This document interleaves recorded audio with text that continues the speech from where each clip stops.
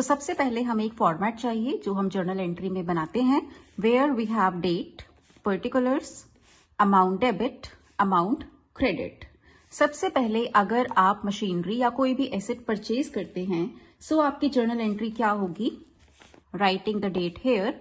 For example हमने machinery purchase किया, machinery account debited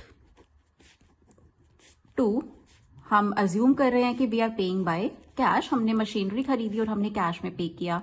simple applying the rules of debit and credit and the real personal and nominal account, we will make the journal entry machinery account debited to cash account, because machinery comes under real account, machinery company के अंदर आ रही है, so debit what comes in, cash again real account is going out of the company, so credit what goes out, so the entry will be machinery account debited to cash account being machinery purchased.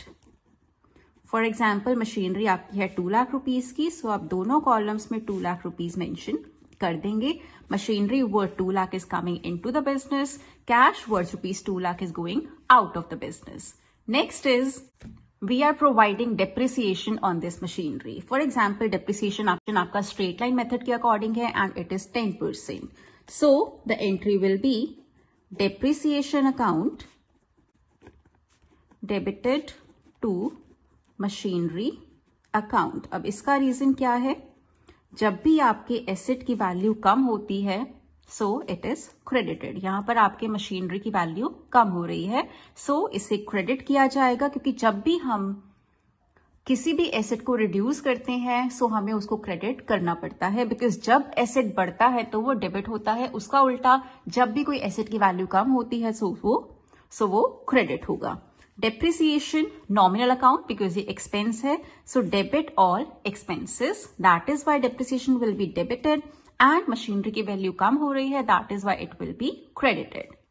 10% के according it will be 20,000 rupees being depreciation provided at 10%.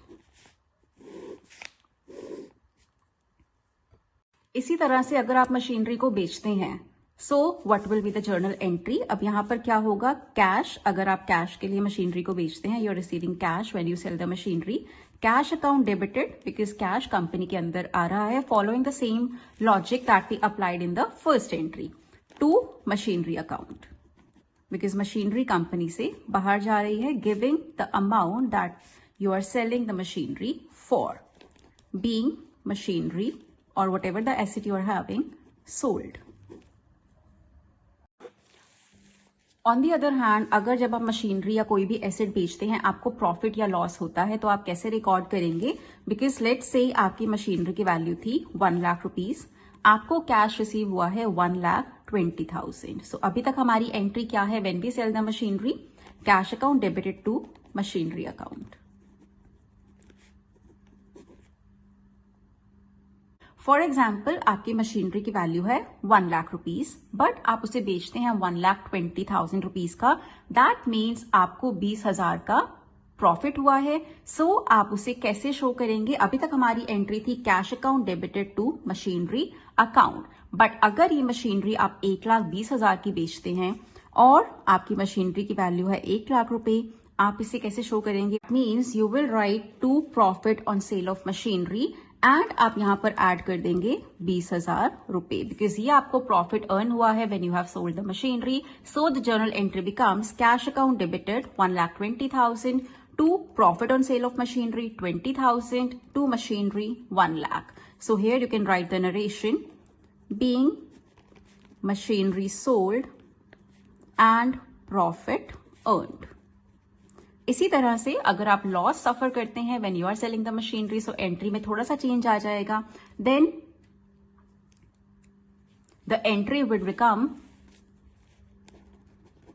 Cash account debited. यहां पर हम assume करते हैं कि हमारी machinery 1 lakh की ही है, but we are selling it for 80,000, cash account debited 80,000 because आपको 80,000 रुपए ही रिसीव हुए हैं। Loss on sale of machinery 20,000 to machinery account जिसकी की वैल्यू है 1 लाख रुपीज। सेम आपकी नरेशन होगी, be machinery sold and loss suffered. इसी तरह से you can have a number of items for depreciation account, जैसे कि transferring depreciation to P&L account. सो आपको सिर्फ अपना लेजर अकाउंट देखना है जहां पर आप डेप्रिसिएशन रिकॉर्ड करते हैं, कैसे उसे ट्रांसफर करते हैं, and you just need to understand कि उस पर्टिकुलर लेजर में कौन सा अकाउंट डेबिट हो रहा है, कौन सा अकाउंट क्रेडिट हो रहा है, and you will be able to frame your journal entry.